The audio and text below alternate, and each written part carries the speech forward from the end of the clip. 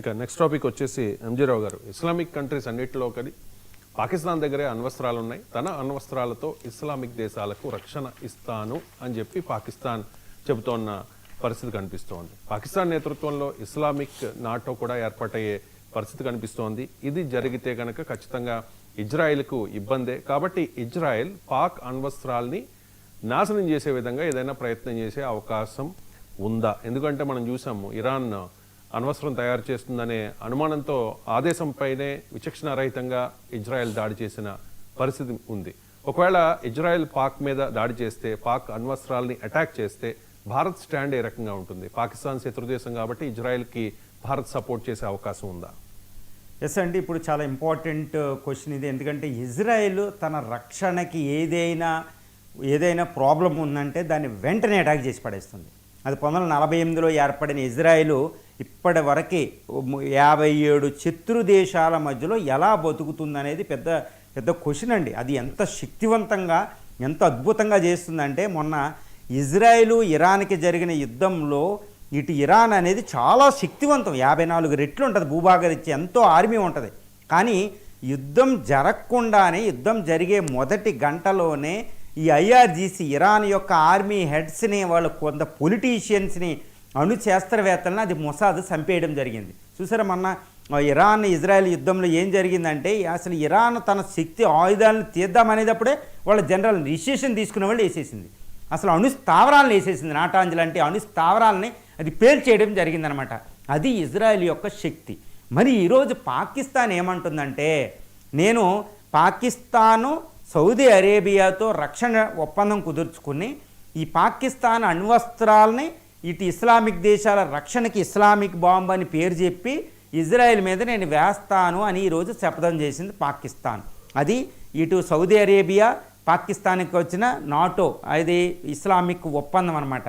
అదేవిధంగా 57 దేశాలతో నాటో కూటమి అంటుంది. ఇజ్రాయెల్ ఏ దేశం మీద అటాక్ చేసినా మనందరం ఇజ్రాయెల్ మీద అటాక్ చేద్దామని పాకిస్తాన్ అంటుంది. ఎందుకు పాకిస్తాన్ దృష్టిలోకి వచ్చిందంటే, 57 ముస్లిం ఆర్గనైజేషన్ ఆఫ్ ఇస్లామిక్ కంట్రీస్ లేదా అరబ్ లీగ్లో ఉన్న 7 దేశాలు అన్నిటిలో అణ్వాయుధాలు కలిగిన దేశం ఒకటే, అది పాకిస్తాన్. ఈరోజు ఇరాన్ అణ్వాయుధం సంపాదించకుండా ఇజ్రాయెల్ ఏం చేసిందో మన కళ్ళారా చూసాం. మరి పాకిస్తాన్లో ఉన్న అణ్వాయుధాలే ఈరోజు ఇజ్రాయెల్కి శత్రువు. ఎందుకంటే ఇజ్రాయెల్ దగ్గర 180 అణ్వాయుధాలు ఉంటాయి according to SIPRI, Stockholm International Peace Research Institute ప్రకారం. ఏ ఇస్లామిక్ దేశం దాని మీద అటాక్ చేసినా అణ్వాయుధాలు ఉపయోగిస్తుంది. కాబట్టి అది దాని మీదకి వెళ్ళే సాహసం ఎవరో చేయడంలే. మరి పాకిస్తాన్ రంగంలో దిగితే ఇజ్రాయెల్ అణ్వాయుధాలు వేస్తే వీళ్ళు కూడా అణ్వాయుధాలు వేస్తారు. కాబట్టి ఇజ్రాయెల్ ఈరోజు రక్షణకి పూర్తిగా భద్రత ముప్పులో పడిపోయింది. ఎందుకంటే పాకిస్తాన్ అణ్వాయుధాల వల్ల. దాన్నే కాదిర్ ఖాన్ అంటే పాకిస్తాన్ అణు పితామహుడు.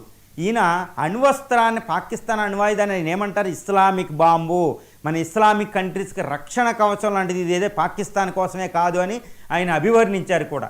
కాబట్టి ఈరోజు ఇజ్రాయెల్ రక్షణకి పూర్తిగా ముప్పులో ఉంది ఇజ్రాయెల్ రక్షణ. ఎందుకంటే ఇస్లామిక్ బాంబుగా అభివర్ణించే పాకిస్తాన్ అణ్వాయుధం వల్ల. మరి ఇజ్రాయెల్ ఊరుకుంటుందా అంటే, ఎట్టి పరిస్థితుల్లో ఇజ్రాయెల్ క్షమించదు. ఊహకు అందని శత్రువును కూడా అది ఊహించుకోదు. అంటే ఊహలో భవిష్యత్తులో రాబోయే శత్రువును కూడా అది ఊహించి కొట్టేస్తూ ఉంటుంది అనమాట Israel. That is what the power of the Israel అండి. 1948 ఈ యుద్ధంలో, తర్వాత 1967లో 7 రోజుల యుద్ధం, తర్వాత 1976లో ఉగాండా 4000 కిలోమీటర్లు వెళ్ళి అప్పుడు ఇది అమీన్ అనే ఇజ్రాయెలీ హోస్టేజెస్ని 4000 అక్కడ ఆపరేషన్ ఎంటాంబీ లేదా జొనాథన్ నెతన్యాహు, ఇప్పుడు నెతన్యాహు బ్రదర్ చేసిన ఆపరేషన్ ఒకటి ఉంటుందండి, అది చూస్తే ఒళ్ళు జలదరిస్తుంది. That was the power of the Israel అనమాట. తర్వాత ఇంతిఫాదా లాంటి లిబరేషన్ ఆర్మీ మీద, ఇప్పుడు హమాస్తో దాని యుద్ధం చేసే విధానం ఏంటంటే భూమి మీద అలాంటి యుద్ధాలు జరగలేదని చెప్పొచ్చు అనమాట. మరి భవిష్యత్తులో రాబోయే కాదు, ఇప్పుడు ఇస్లామిక్ బాంబు, పాకిస్తాన్ అణ్వస్త్రమే ఇజ్రాయెల్కి ముప్పు. మరి ఇజ్రాయెల్ ఒప్పుకుంటుందంటే ఎట్టి పరిస్థితుల్లో ఒప్పుకోదు. కాబట్టి పాకిస్తాన్ అణ్వాయుధాలనే ఇజ్రాయెల్ టార్గెట్ చేస్తుంది అనేది మనకు తెలుస్తుంది. నిన్న ఈ పాకిస్తాన్ ఒక షిప్, యెమెన్ దగ్గర ఉన్న షిప్ మీద ఇజ్రాయెల్ అటాక్ చేయడం జరిగింది. అంటే ఏంటి, పాకిస్తాన్ నువ్వు ఎక్కడున్నా నేను అటాక్ చేస్తా, ఇక నేను వదలను అని ఇజ్రాయెల్ ప్రకటించడం అనేది నిన్న చూడొచ్చు అరేబియన్ సీ దగ్గర. ఇప్పుడు పాకిస్తాన్ ముప్పులో పడింది. పాకిస్తాన్ వణికిద్ది కూడా. ఎందుకంటే ఇజ్రాయెల్ అనేది ఒక్కసారి రంగంలో దిగితే పాకిస్తాన్ ఆర్మీ వదలదు. పాకిస్తాన్ ఆర్మీ నిలబడలేదండి ఇజ్రాయెల్ మీద. కాబట్టి మరి పాకిస్తాన్ అణ్వాయుధాలని ఎలా నిర్వీర్యం చేస్తుంది, ఏ విధంగా టార్గెట్ చేస్తుందో మనం చూడాలి. ఏ విధంగా చేయొచ్చు అంటే ఇజ్రాయెల్కి కొన్ని పాజిబిలిటీస్ ఉన్నాయండి. ఇజ్రాయెల్ ఏంటంటే ఇజ్రాయెల్ మొసాద్ అనేది చాలా సీక్రెట్ ఆపరేషన్ చేస్తుంది. దాన్ని గోస్ట్ ఆర్మీ కూడా అని అంటారు. ఇప్పుడు ఇరాన్లోకి వెళ్ళి ఇరాన్ రాజధాని టెహరాన్లో ఇటు హమాస్ తీవ్రవాదుల్ని ఇజ్రాయెల్ యొక్క ఆర్మీ హెడ్డల్ని చంపేసింది. అది ఇరానియన్ అధ్యక్షుడు సుప్రీం లీడర్ ఖైమనీ అయితే గుహల్లో దాక్కున్నాడు, మనం చూడొచ్చు. That is the power of Mossad అండి. ఇప్పుడు ఈ మొసాదు ఇండియన్ రాతో కలిస్తే, ఇండియన్ రీసెర్చ్ అండ్ అనాలిసిస్ వింగ్తో కలిపితే, ఎందుకంటే ఇండియా కూడా పాకిస్తాన్ అణ్వాయుధాల మీద సరిగ్గా గురిపెట్టున్నారు మోడీ గారు కూడా. ఈ విషయం మనకు తెలుసు, ఎన్నో బహిరంగ సభల్లో కూడా చెప్పారు. ఇక పాకిస్తాన్ అణ్వాయుధాలు మేము లెక్క చేయమంటే ఇదే నిర్వీర్యం చేస్తాను. ఇప్పుడు ఇజ్రాయేలీ మొసాదు ఇండియన్ రంగంలో దిగితే ఇటు పాకిస్తాన్ అణ్వాయుధాలు ఉండవు. ఎందుకంటే పాకిస్తాన్ అణ్వాయుధాలని మనం కిరాణా హిల్స్లో ఆపరేషన్ సింధూర్లోనే కొట్టగలిగాం. కాబట్టి పాకిస్తాన్ యొక్క అణుస్థావరాలు సుమారు 7 ఉంటాయండి, పవర్ స్టేషన్స్. ఆ పవర్ స్టేషన్స్ని అణ్వాయుధాలు ప్లూటోనియం, యురేనియం తయారు చేసే, ఒక అణ్వస్త్రాలు తయారు చేయడానికి ఉపయోగపడే ప్లూటోనియం తయారు చేసే అణు రియాక్టర్లు 7ని ఒకటి దృష్టిలో పెట్టుకుంటాయి. 2 అణు బాంబుల్ని నిల్వ ఉంచిన కిరాణా హిల్స్, అదేవిధంగా నూర్ఖాన్ ఎయిర్ బేస్లు, ఇలాంటి చాగా హిల్స్, ఇలాంటి ఎయిర్ బేస్ల దగ్గర ఉన్న అణ్వాయుధాలను కూడా ముందే గురిపెట్టుకుంటాయి.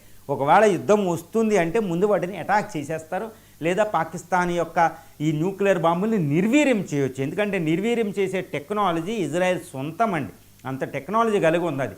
అదొకటి పెట్టుకుంటారు.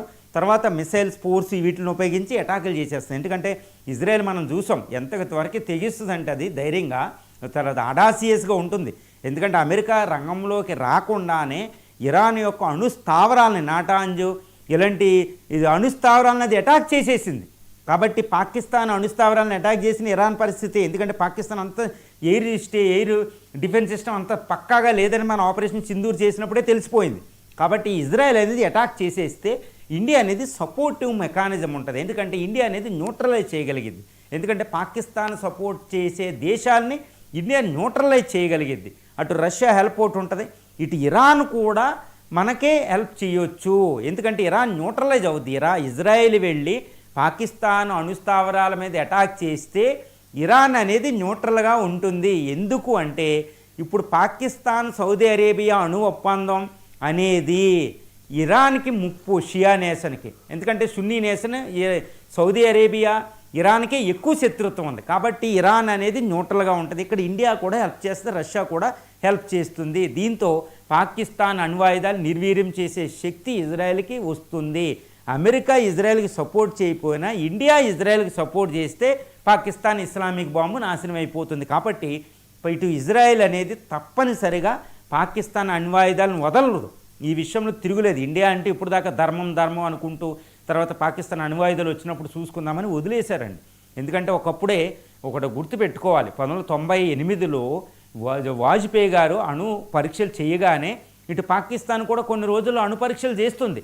కానీ అదే సమయంలో ఇజ్రాయెల్ అనేది ఇండియాకు ఒక విషయం చెప్పింది, మేము మా F-16 బాంబర్స్ ద్వారా ఇరాన్ ఇప్పుడు పాకిస్తాన్ అణుబాంబులు తయారీ పరీక్ష చేసే షాగా హిల్స్ వీటిని అటాక్ చేసేస్తాం, మీరు పర్మిషన్ ఇస్తే అంటే అప్పుడు ప్రైమ్ మినిస్టర్ వాజ్పేయి గారు ఇవ్వలేదు. ఎందుకంటే ఇండియా అంతర్జాతీయ చట్టాలను ఉల్లంఘించదు కాబట్టి. కానీ అప్పుడే పర్మిషన్ ఇస్తుంటే ఈరోజు ఇరాన్ పరిస్థితులకు అది అణు పరీక్షలు చేయకపోను, అణుబాంబులే లేకపోను. మనం చేసిన తప్పు. కానీ ఇప్పుడున్న మూడీ డిఫరెంట్, ఈ thinking is entirely different. That ఇప్పుడు పరిస్థితి కూడా ఇంకా ధర్మబద్ధంగా కూడా పాకిస్తాన్ మీద మనం అటాక్ చేయొచ్చు. మనం ఆపరేషన్ సింధూర్లో ఇబ్బంది పడ్డాం. పహల్గామ్ అటాక్ జరిగిన చాలా రోజులు చాలా ఆలోచించాం, ఎందుకంటే పాకిస్తాన్ మీద వెళ్తే అక్కడ అణ్వాయుధాలు ఉన్నాయని గుర్తుపెట్టుకోవాలి. ఇప్పుడు ఈ పరిస్థితి ఉండకూడదంటే ఇండియా తప్పనిసరిగా ఇజ్రాయెల్కి హెల్ప్ చేస్తుంది. ఇండియా పర్మిషన్, ఇండియా అంటే చాలు. అసలు ఇజ్రాయెల్ పవర్ ఎలా ఉంటుందంటే అది పాకిస్తాన్లో ఉన్న అణ్వాయుధాలను సర్వనాశనం చేసి అక్కడ అణు శాస్త్రవేత్తలను కూడా చంపేస్తారన్నమాట. ఇరాన్ పరిస్థితి చూసాం కదా అది. కాబట్టి ఈరోజు ఇజ్రాయెల్ టార్గెట్ పాకిస్తాన్ అణ్వస్త్రాలు. ఇక పాకిస్తాన్ అణ్వస్త్రాలకి రక్షణ లేదు, ఇజ్రాయెల్ నుంచి రక్షించుకోవడం దాని వల్ల కాదు అనేది మనకి ఇక్కడ తెలుస్తుంది. ఇంకోటి ఏంటంటే ఇక్కడ చాలా ముఖ్యమైన విషయం ఏంటంటే ఇజ్రాయెల్ అనేది అమెరికా రక్షణ దళాల్లో అన్నిట్లో చుచ్చుకుపోయి ఉంటుందండి ఈ ఫోర్సెస్ వల్ల. కాబట్టి అమెరికా ఈరోజు అమెరికా ట్రంప్ అసీం మున్నీరు షహబాజ్తో మాట్లాడుతున్నారు అంటే ఇజ్రాయెల్కి వ్యతిరేకం కాదు. వీళ్ళతో మాట్లాడి వీళ్ళ రక్షణ సమాచారం అంతా యునైటెడ్ స్టేట్స్ ఆఫ్ అమెరికా దగ్గర ఉంటుంది. కాబట్టి అమెరికా ఇజ్రాయెల్ ఒక్కటే. పాకిస్తాన్ శత్రుదేశం వచ్చినప్పుడు ఇజ్రాయెల్ని అమెరికా రక్షణ చేయించుకోవాలి. ఎందుకంటే ఒక విషయం ఏంటంటే ఇజ్రాయెల్కి సపోర్ట్ చేయకపోతే అమెరికా అధ్యక్షుడు పదవే ఉండదు.